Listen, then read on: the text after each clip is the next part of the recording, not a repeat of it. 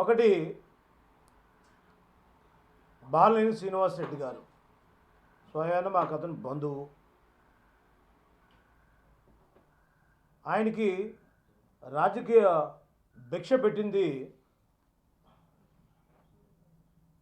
YV Subbareddy గారు, మా బావగారు. వైవి సుబ్బారెడ్డి గారు రాజకీయ చరిత్ర కానీ వ్యక్తిగతంగా కూడా ఎవరి మీద కక్ష సాధింపులు అనేవి ఆయనకి తెలియవు. ఎందుకంటే ఇది మా కుటుంబ సభ్యులకు సంబంధించినటువంటి సబ్జెక్టు.